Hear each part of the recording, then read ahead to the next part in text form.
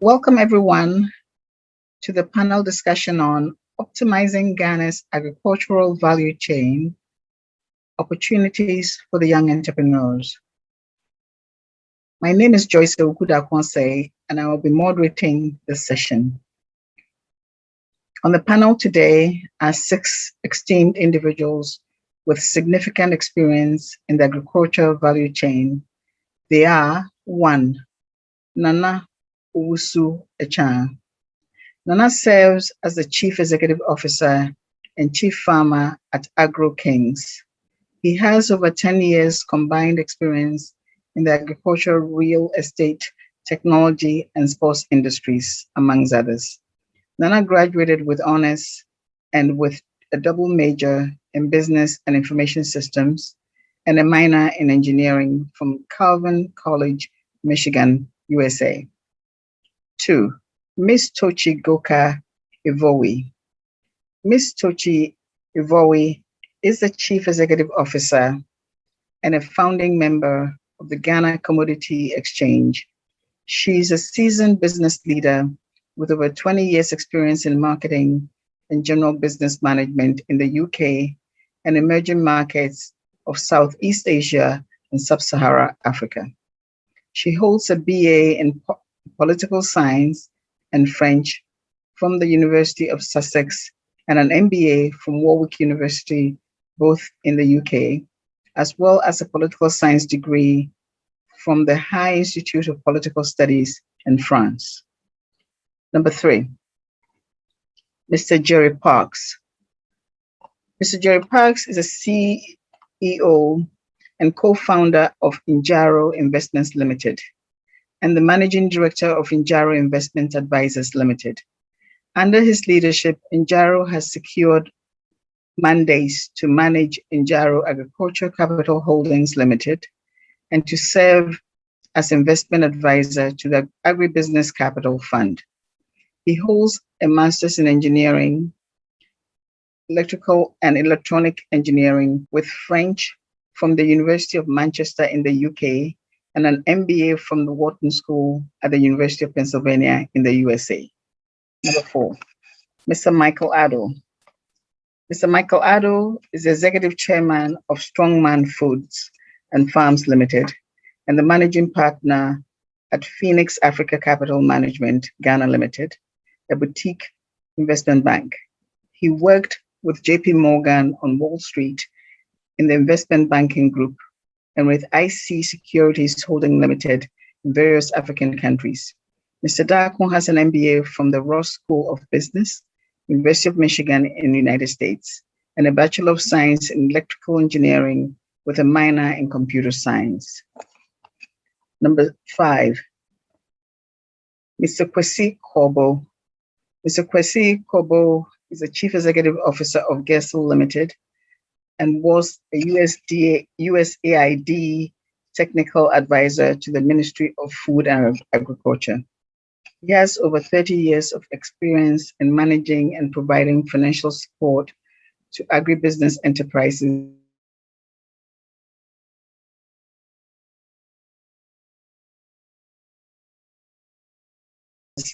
as well as an MSc degree in economic planning policy, postgraduate diploma in agric administration, and a bachelor's degree in agriculture, all from the University of Ghana, Legon. Number 6, Professor Irene. Professor Irene Nigerie is the Dean of the School of Agriculture at the University of Ghana. She's an agricultural economist with 29 years experience teaching and engaging in research and consultancies in resource use, gender, and policy evaluation. She's currently the lead researcher of two projects that aim at understanding the productivity, profitability, and sustainability of organic and conventional farming systems. Professor Nigerie has 40 publications to her credit and has served as editor and reviewer for a number of journals. She holds a PhD in agricultural economics from the University of Ghana. With such a variety of expertise from the agricultural value chain on the panel, I look forward to a spirited and productive discussion. Shall we begin? So the first question that I would pose is, what are some of the inefficiencies in value addition to raw produce? So I see that as the problem that they are trying to uncover. So what are some of the inefficiencies in value addition in raw produce? So I'm going to ask Nana, who seems to be an avid farmer across plant and animals. So Nana, please, can you take a stab at that? Thank you. Thank you very much. What are some of the more efficient ways we could improve our value chain locally? Which is how I guess I'm going to take a stab at this. I think, first of all, the availability of actual entities along the value chain. I think currently there aren't enough people, or there aren't enough options along the value chain, the agri value chain, as I see it. For instance, as a rice farmer, my job could have ended at production, where a combine harvester or a different company who handles all the machinery comes in, they do my harvesting, and then it is sent to a storage or a warehouse or a silo of some sort.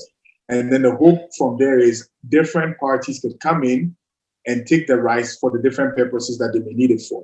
For instance, some could come and use it for sale to people, which I guess homes. They could repackage it and sell to homes.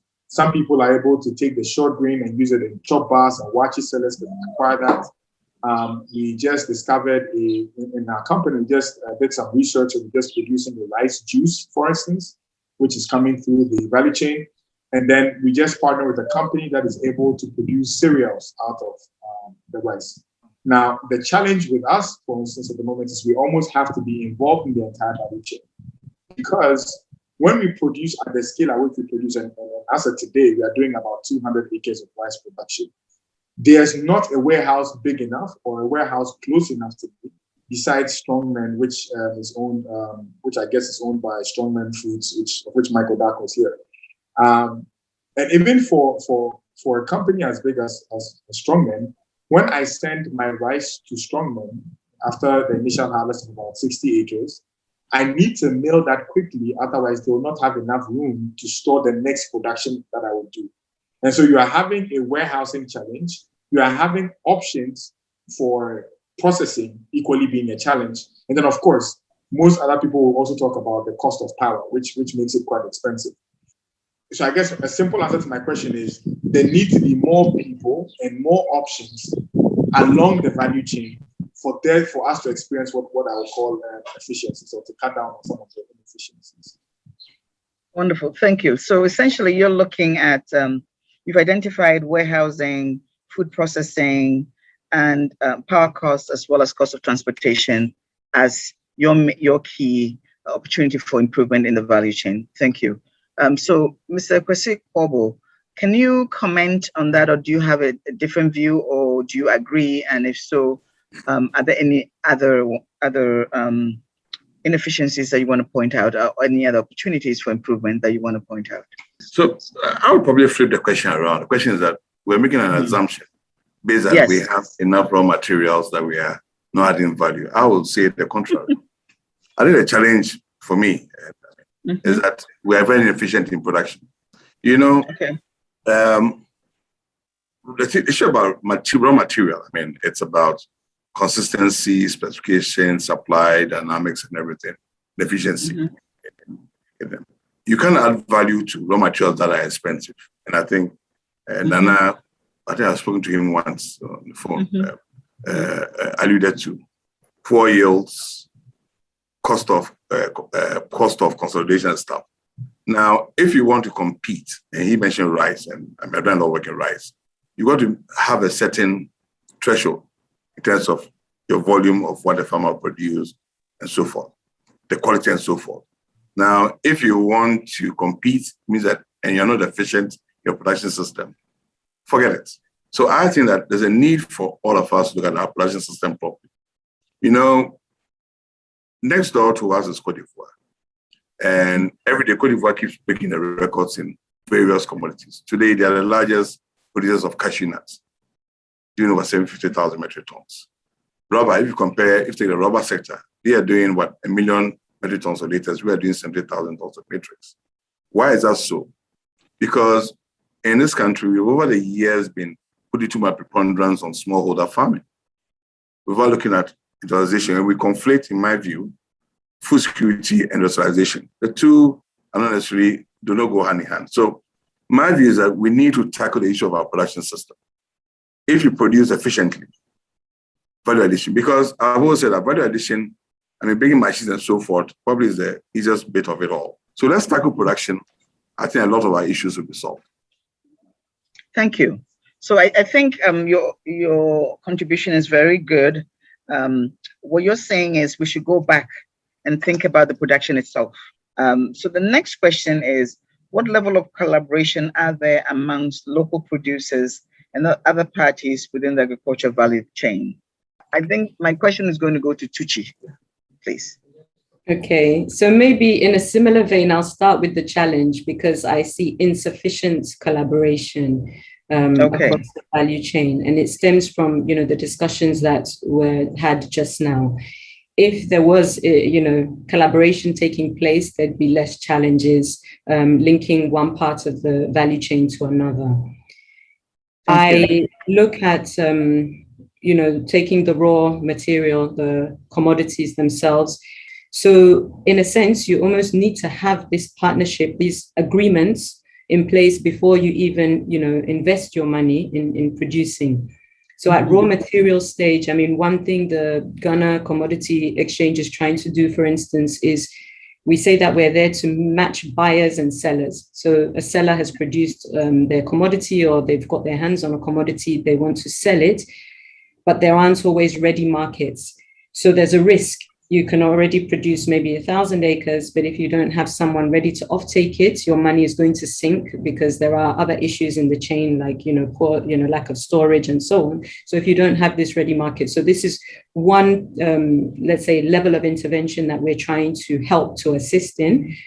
If a seller has a commodity, we're trying to find buyers who are looking for certain volumes so that there's consistency in terms of supply for the buyer, but also consistent demand for the seller. So this, in a sense, is a collaborative effort, but we need people on both buy and sell side, farmers and processors, and so on. So I think this is it's a big area, and it's a critical area that we need to look at. We will not be able to scale up if we're not able to effect some of these collaborations. I see great opportunities on the other hand, because if I take some of the policy initiatives that are currently in place, starting maybe from Planting for Food and Jobs, which is seeking to improve quality, but also increase yield. So you're having higher volumes at higher quality. You're then able to work with institutions like, or even move from there to a one district, one factory level where you've gotten raw commodities. Now they're going to be processed, they're going to be added value to, processed. Then you can have a commodity exchange in between those two levels. Because when we talk about quality today, if you go to the open markets, you're buying commodities for the same price, regardless of the quality. So at one level, we can add value to the raw commodity and then help to get better prices for these producers. And then at the next level, there's value, extra value added to those commodities. They're processed, maybe packaged beautifully, made into brands, and then sold on to the next stage. Then you've got another institution like GEPA who's going to assist with exports. So I think that there are different organizations, institutions in place, Private sector is playing a big role in terms of offtake.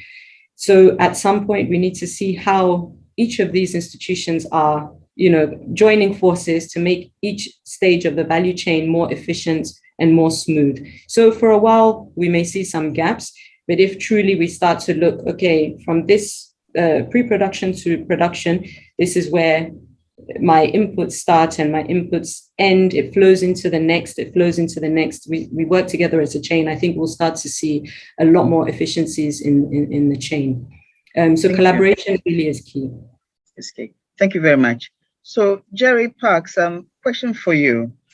Given what we've heard, what do you think the role of technology, or do you think technology and digitization hold a promise in addressing some of these inefficiencies and issues with collaboration in the sector? Yeah, the short answer to that is yes, and I can probably go into that a little bit later. But I think for the benefit of the audience, and it sort of nodding at the overall title of the panel, which is Opportunities for Youth Entrepreneurs, it might be worth sort of stepping back to focus on how a young entrepreneur should look at the agricultural opportunity across the value chain. And at least the way we look at it as investors is we look at two very big themes. One of them is import substitution, and then adding value to crops for which Ghana has a comparative advantage. So if you're a young entrepreneur trying to get into business, these are two very big areas you should look at. Now, Nana has already started this by looking at rice, because Ghana is a very big rice importer. So by substituting those rice imports, once you know that there's a rice import substitution opportunity, then you know that across the value chain, whether it's from input production to primary production or anything along the value chain, there's an opportunity. Now, within that value chain, I think there should be a lot of focus and support for processors. Now, where technology has been applied within this company isn't on the production side, but it is more on the sales side. So Agricare sells to smallholder farmers on the downstream side of things, and to make everything ultimately begins with the market. If you do not have good control of the market, you're not providing a good service at the right price to stay in business, nothing else matters. All the production and everything doesn't matter. So technology definitely has an impact, and a company like Agricare has not fully plumbed the depths of what is possible with technology. So this is something that every entrepreneur going into the space must consider. How can I use technology to fully capture this opportunity, whether it's an import substitution one or a value addition one to a crop for which Ghana has a comparative advantage? Thank you.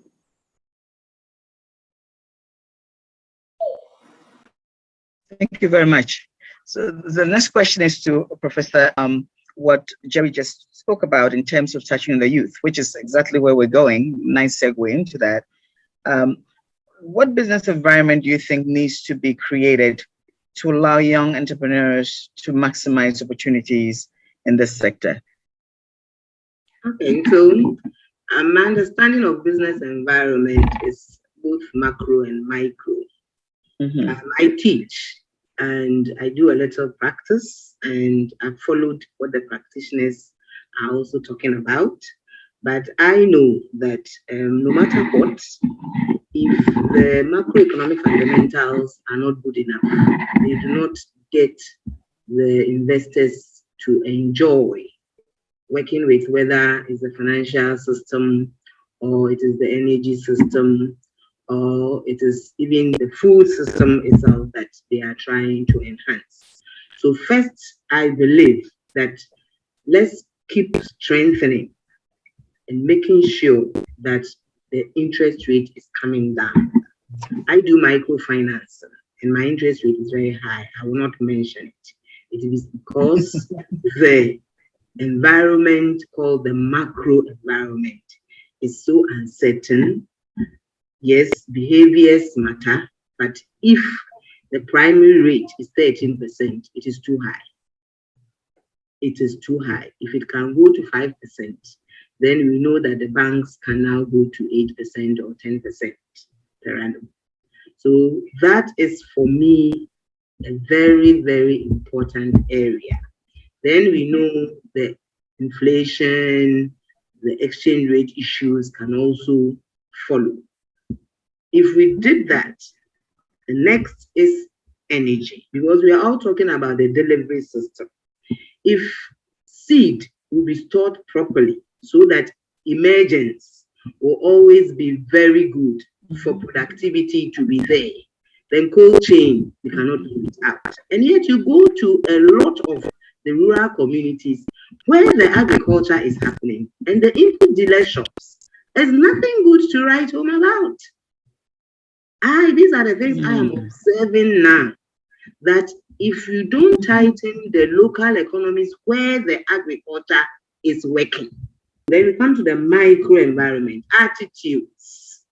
So the people who are handling, I believe, they are investors, some are well skilled, some are not, some are there for the money, but if they are all having the capacity and then the joy to earn by producing or handling well, we will see that that environment that delivers inputs and soaks up the output and also redistributes for industry or for households will be well done. I need the skills, and I'm happy continually paying because the skill set is there. And these are young people. Interestingly, a lot of them are even foreigners from our neighboring countries.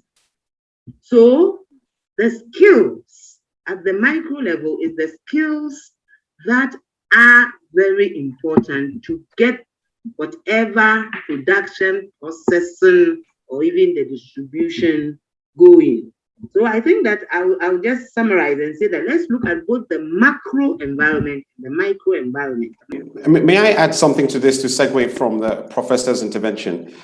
She's absolutely right on. She's absolutely right on both points that she's made about the macro and the micro. And if I'm being fair to all governments that I've encountered in the last 10 years, trying to solve the micro and the macro problems is a huge problem. It is not an easy task. So, I trained as an engineer, and we're trained to break big problems into smaller pieces. And hopefully by breaking into smaller pieces, ultimately you can fix the bigger problem. Now, Nana is in the rice sector. I'm in the poultry sector. And I really think that if we had an ambitious goal of really transforming any one of these sectors, and we backed it with a significant amount of capital, human resources, and when I say capital, I'm talking about government financing and focused direction of NGO capital coming into the country. We can actually, and with a very clearly stated commercial objective of by 2030, Ghana shall no longer import rice, or by 2030, Ghana shall no longer import broilers. We don't need to do both of these. Let's pick one of them. And then we look at that chain end to end, and we say to ourselves, well, since this is a national imperative that needs to be achieved by 2030, anyone along this chain will be financed at, 8%, right? And if they need capital, we've got a pool of capital to help with financing these people. And Ministry of Finance, Ministry of Trade are going to put in place policies to protect those markets and gradually remove the protection as the players become more efficient. We pick one of these two sectors or both of them and focus attention on them. We can solve the problems for those sectors, and that then becomes a template for extending to other verticals within the agriculture space. And probably this might be the way to do it. Notwithstanding the challenges, I'm pleased to say that from where I sit, I see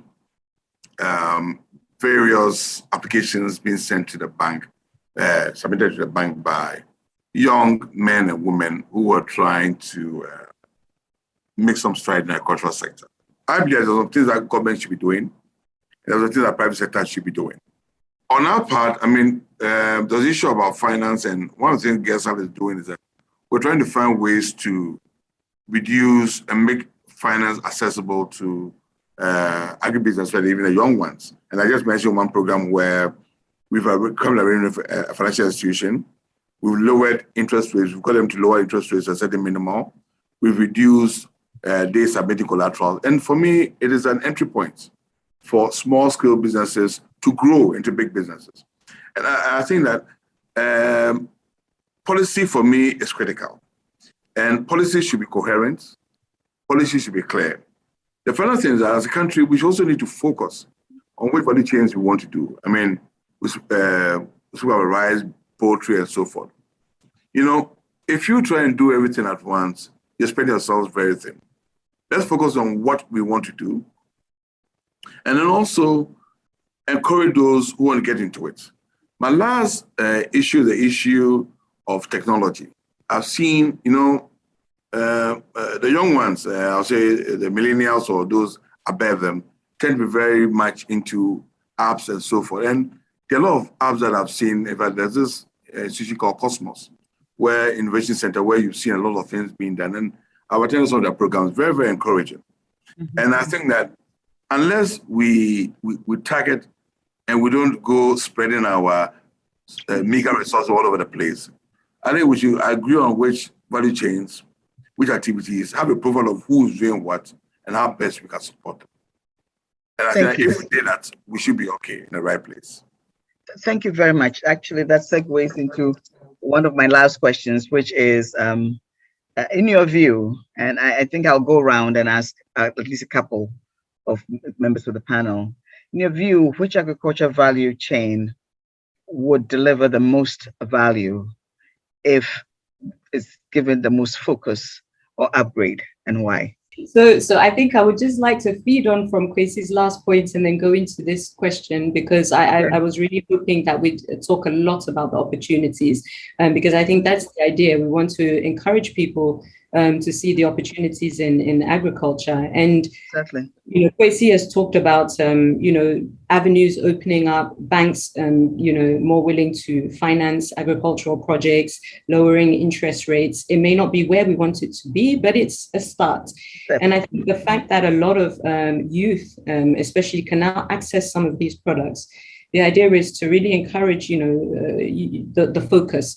So from production, there's money to be made. Even just purely producing the raw material and selling it, as long as you know the value of the commodity, you can probably get double what your parents or grandparents were getting in the past, because access to information is being made available through different institutions.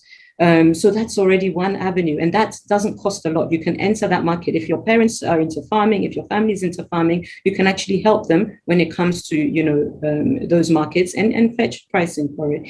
If you want to now move to value add, we've talked about the issues, but you can start somewhere and then look at what points do I start to scale up, look at partnerships. Once you have access to loans, you can go into some of these areas. Technology, I mean, we've talked about that a lot. There are apps, all surrounding the agricultural value chain, things that you can do just having a creative mind. It doesn't necessarily cost you at the beginning, but if you find the right partnerships, at the Ghana Commodity Exchange, for instance, we're permanently looking for partnerships. People who are creating products that can, solve certain problems or, increase the outreach, the kind of work we're trying to do. We're ready to partner them and work with them because we need some of these products. So there are opportunities, and I think that we need to say that. So there are certain, agricultural commodities that can really derive real value if we can build, strong brands out of them. So things like packaging, quality, all of these things come into play. I wouldn't like to limit it to one or two, but I do agree with Kwesi's point that we can't also be everywhere at the same time. So if as a country we say, okay, today, for instance, we want to start to develop coffee. I know a lot of work is being done, led by the Minister for Food and Agriculture, seeing how we can actually start to grow coffee, add value and sell. Maybe this is an area to focus on for a while, but it should be done in a concerted manner, the way these other policy initiatives are taking place. If we say planting for food and jobs, years 1 to 2 or years 1 to 3, these are the commodities we're focusing on, then we should look at the end-to-end for those commodities. So PFJ is one part of the value chain. Then we look at the other institutions and private sector that can now pick up those commodities and start to look at the value add. But I think it's definitely the way to go. Digitization, transportation, value add, the opportunities are there and there is money to be made. Agribusiness, we're talking about, agribusiness, not just agriculture. There are opportunities and I really believe in it. I want to encourage anyone who is, looking into this area to really enter, because I have a good view. of it. And yeah, I think everyone on this call will attest to the fact that they're all there because of the opportunities. Thank you. I think everybody, and Jerry mentioned it right from the start, we do know that we don't have all the resources in the world. Obviously, I would, because we've already invested it from, I would say that rice is a big opportunity in the country. One, because of both from the Ministry of Agrics, Information, Ministry of Finances, Information, and the Ministry of Trade, Information. It's one of the reasons that guided us towards investing in the sector. So if you take the amount of land we have around the country, the amount of jobs you can create if the right environment is set just from rice as a product, the amount of foreign exchange we can save as a country if we do it well, process it well, market it well, sell it well. And then there are things that we expect from the government, such as, making sure that they put some tariffs and duties on the imported rice. Government needs to be serious about increasing taxes on the imports that are coming in.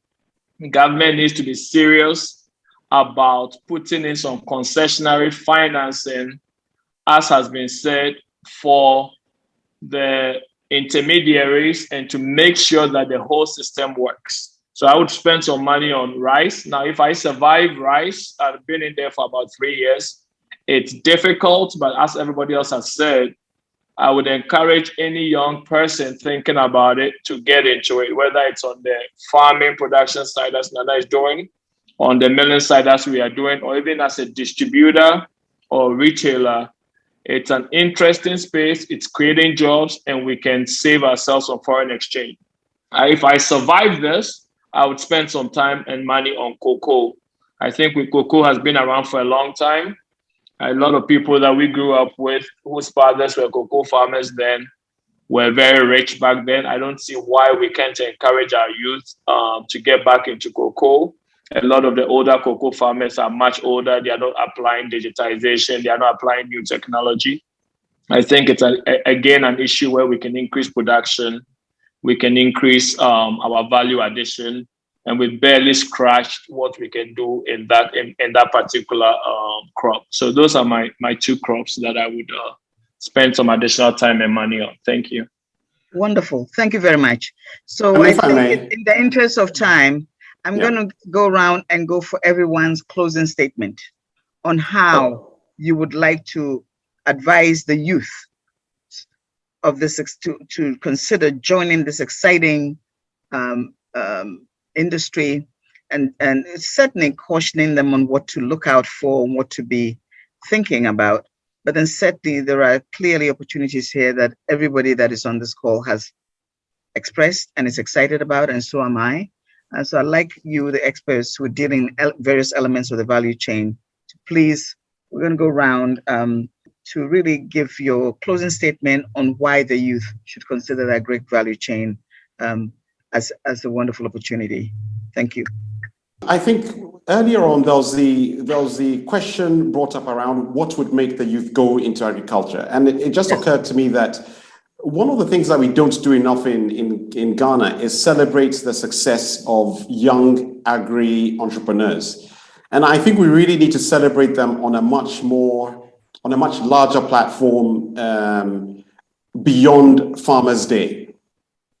So, I'm thinking, do we have an order of the Volta for a young agri entrepreneur? We really need to put them on the highest platform. So I think the vision we should have is when Michael has made his millions from rice and cocoa, when Nana has made his millions from rice, we need to be celebrating them as I'm trying to think of which entrepreneur to use, but really put them on a big platform to encourage other youth to follow suit. And we need to rope in the media and everyone on this so that we really celebrate them. We need to celebrate that. We want the Shatawale of agribusiness. That's what we're looking for.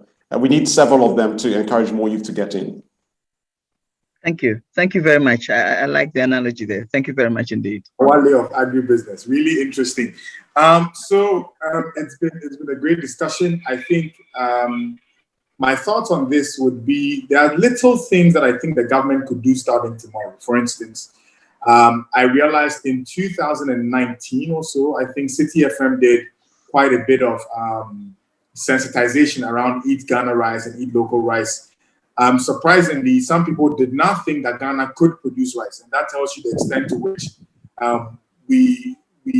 we don't know, or we are ignorant about the resources that we have.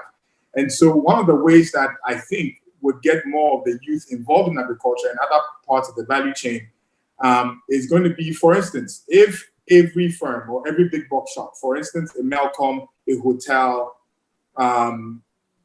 Palace Mall, for instance, was supposed to ensure that they stocked 5% of their produce should be locally sourced. When you encourage these firms, for instance, to be able to take some of the local produce, you automatically get an influx of youth being interested in the opportunity to make money, because that's the bottom line for everybody. Every youth is interested in just being able to make money. So the water will flow where the land is low. So there's a bit of a challenge when there is not an out or an easy exit or an easy market, so that it does not facilitate all the people along the value chain to be certain or to be confident that if they produce better quality, there is actually somebody at the end of the value chain who wants to suck all this. Because Ghana is producing, we are consuming. The challenge we have is not a lot of educated people, not a lot of high net worth people are interested in the industry because they don't see the success story. And so if we can enforce that some of these people who are importing have a percentage of their production being sourced locally, automatically everybody along the value chain will be happy because they know that there's an out. Okay, so just maybe Nana has said everything regarding support, government support, policy support. So I won't repeat that. We can't take that for granted. If you want to move quickly, you need certain policy intervention. So that aside, I just want to encourage those who are interested to look at, Ghana is a market. At the end of the day, we're one market, in the whole world. And if we want to be competitive, we need to think globally. So we take, local produce and so on, but we need to produce to the quality that would satisfy, markets everywhere in the world. And if we start to look at that and not just, keep ourselves in this small, space and limit our potential and our capabilities, then I think that we will get a lot further. So it doesn't matter if you start small, but start, small, start, with quality, start with the end goal in mind, and you'd be shocked at where it will take you. I've worked with many, Ghanaian businesses. When I say I've worked with, I've supported, I've, consulted with many Ghanaian businesses and businesses across the Central and West Africa region. Some of these started when the founders were working in full-time employment somewhere, and at some point they decided, I have this passion. They started to do it on the side. I'm talking about, agri-based, food and beverage companies. So they started doing it on the side, little by little. But they've looked at, global standards. They've compared them, their products to global products in terms of quality of the products, the packaging.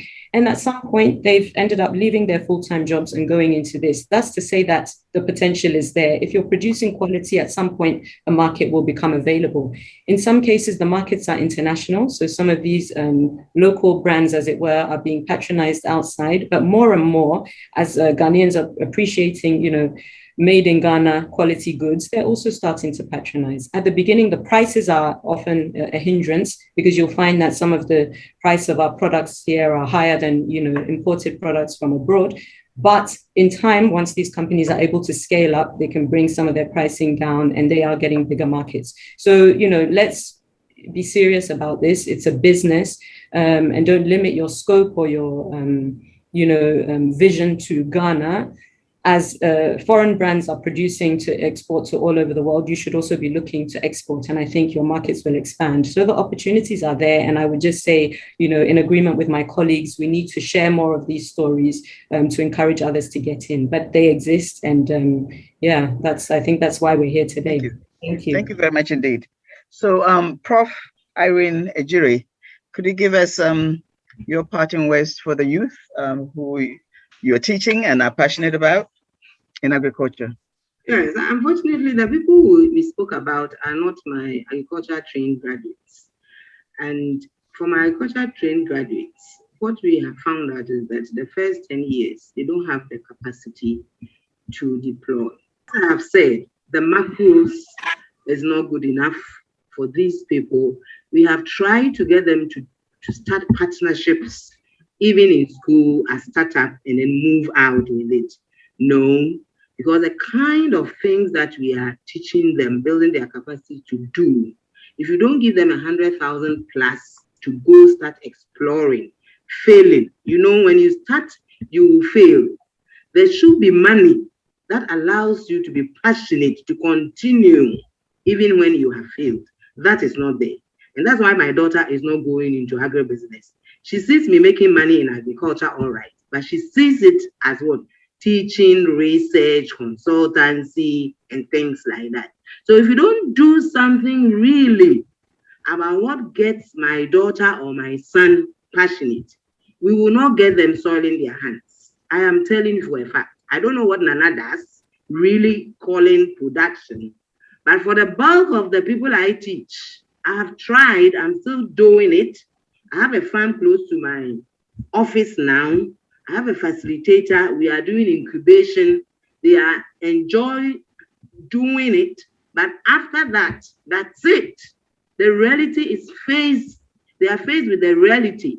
So if you are talking about the youth, Emmanuel is here. He's passionate, but he's not able to do it because once he gets out of school, the reality of macro is facing him.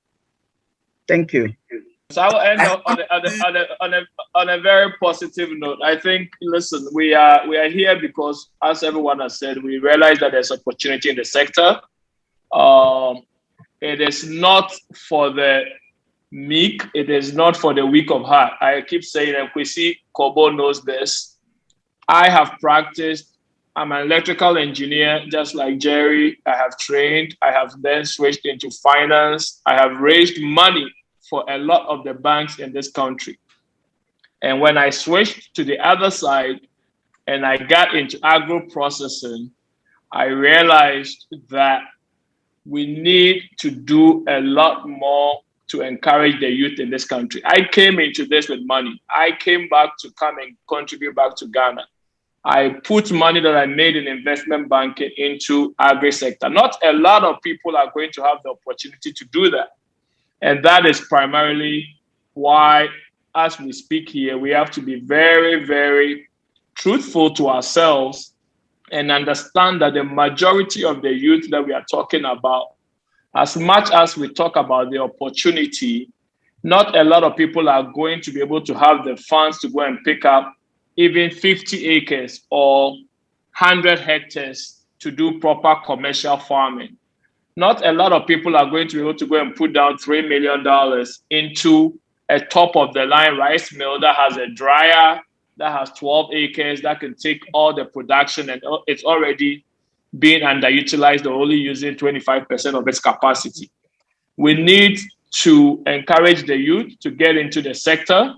We need to be able to encourage them and put the right measures in place so that they can be successful. And that means collaboration, as has been said. That means cheaper cost of funding. And that means government needs to be serious and put some duties where it needs to do that. And also put in money to build warehouses, to do all the things that we are requiring private sector to do, so that all of it comes together for the good of the youth of this country. Thank you very much. When people ask me, how do you get the youth into agriculture? Yes. It reminds me of a story. The only crops that we've had, that we've seen private sector successful in Ghana done well, was the pineapple industry. Mm-hmm. Where I did a report for FAO some 10 years ago. And then for the first 10 major exporters, you had bankers like Jerry and Mike, pharmacists, lawyers, doctors. Now, I always tell myself, why can't we just replicate what we've done before? They started release on the Ministry of Trade got involved and said, look, let me help those who help themselves.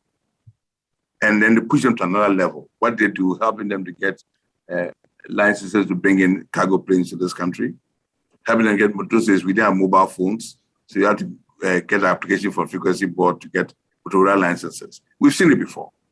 So when I see people like Michael and the Nana, our young friend Nana here, trying to, whether it's in the right sector, the question is, what can we do to encourage them when they've already put their skin in the game?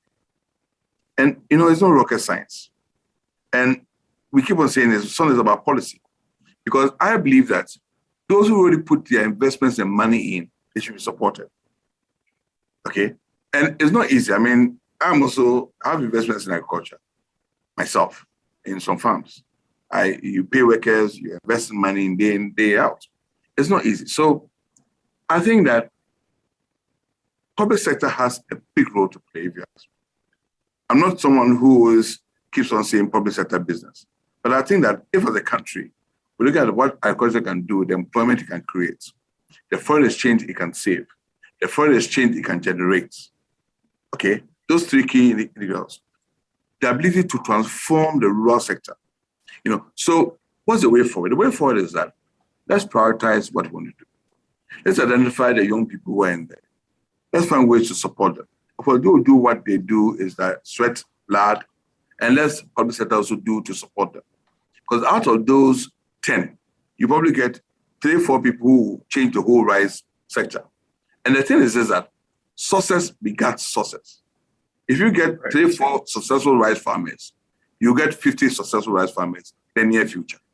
So for the youth who are looking to get in there and do not have a rich uncle or auntie, please don't be shy to walk up to that large agricultural commercial producer, because I think the mindset of the people who are in the space is one of wanting to give back. Go and say, hey, can I get a half acre to farm and do a profit share with you? Go over there. That's business in itself. Making a pitch when you've got no assets and growing something out of nothing. So I'd really encourage us to be a bit more positive. There's different ways to use creativity to get into these opportunities. Thank you. Thank you very much, everybody, for a wonderful discussion on the agri sector. Couldn't have wished for a better spirited discussion.